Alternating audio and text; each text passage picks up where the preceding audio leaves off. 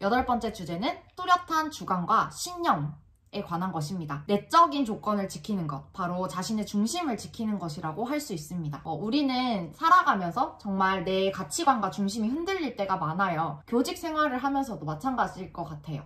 저희가 초심으로 어떤 교직관을 가져야 하는지 마음에 정말 새기고 시작을 하지만 여러 학교 생활을 하다 보면 그것이 흔들리고 무너지는 경우가 많죠. 그래서 자신의 신념을 어떻게 해서 지켜나갈 것인지, 그리고 그 자신의 중심이, 신념과 가치관이 무엇인지 물어보는 질문도 충분히 나올 수 있을 거라고 생각합니다. 네. 이순신이 한 사람의 길목을 지키면 1000명도 두렵게 할 수 있다는 말을 했는데요. 저는 어떻게 해석을 했냐면, 내가 중심을 지키고 있으면 어떤 일도 두렵지 않다라는 의미로도 받아들였어요. 이제 9번째와 10번째는 같이 한번 설명을 드리도록 하겠습니다. 9번째 주제는 저희는 지혜와 창의성이라고 생각을 합니다. 왜냐면 일단 이순신 장군은 문무를 겸비한 장군이죠. 그러면서 병서에 적힌 전술을 그대로 적용하는 것이 아니라 창의적으로 재구성을 하여서 우리 병사들에 맞게끔 그것을 바꿔서 적용을 하는 모습을 보입니다.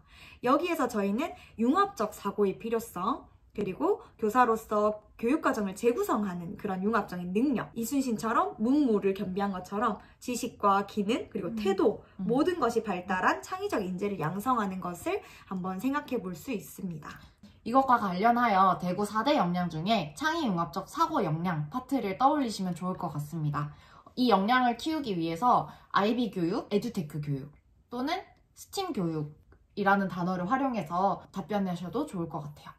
10번째 주제는 믿음과 신의에 관한 내용입니다. 이것은 자신에 관한 믿음이라고 할 수도 있을 것 같고요. 그리고 타인에 대한 믿음이라고 할 수도 있을 것 같아요.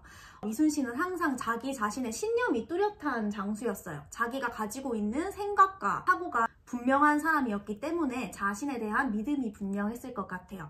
어렵고 힘든 상황에서도 자신에 대한 믿음을 잊지 않고 그 상황을 해결할 수 있었던 것 같은데요. 또한 이순신은 다른 사람에 대한 신의도 두텁게 가지고 있는 사람이었어요. 부하들에게 부하들의 생각을 물어보는 것 자체가 부하들을 믿기 때문에 그 사람들의 의견을 수용할 자세가 되어 있다는 거잖아요. 그것을 봤을 때에도 이순신 장군은 자신의 부하들에 대한 믿음이 아주 두터웠다라는 것을 저희가 생각할 수 있습니다. 관련해서 자기효능감, 자아효능감이라는 단어를 활용해도 좋을 것 같아요. 이제 정말 마지막으로 10개의 주제를 다 다뤄봤는데요. 되게 긴 시간이었던 것 같아요.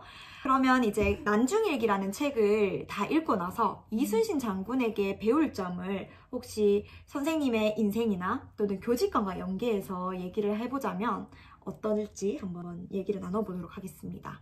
네, 저는 전 영상에서도 말씀드렸듯이 단호하고 친절한 교사가 되어야 한다는 그런 생각을 가지고 있는데요. 이순신에게서도 그런 모습을 볼 수 있는 것 같아요.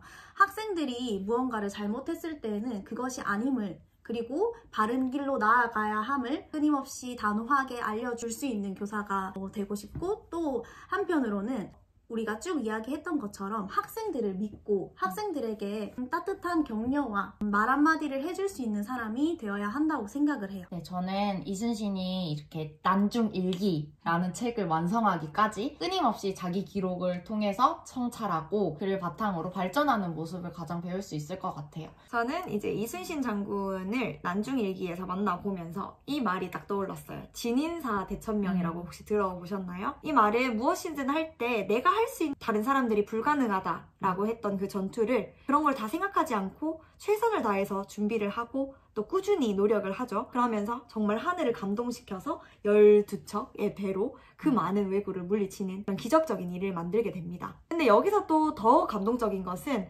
이런 전투에서 승리하는 것이 개인적인 명성을 얻기 위함이 아니라 정말 국가를 사랑하고 백성을 사랑했기 때문에 이 결과를 이끌어낼 수 있었던 것 같아요. 교사도 마찬가지로 나의 성공, 그리고 교사로서의 나의 명성을 위해서 교육을 하는 것이 아니라 정말 학생을 사랑하기 때문에 그리고 우리나라의 교육에 대해 진지하게 고민하기 때문에 우리가 노력을 해야 한다라고 저는 생각을 하게 되었습니다. 여기까지 아주 길고 긴 난중일기에 대한 이야기를 나눠보았는데 이 10가지의 주제가 사실 겹치는 부분도 많고 중복되는 부분도 많아요.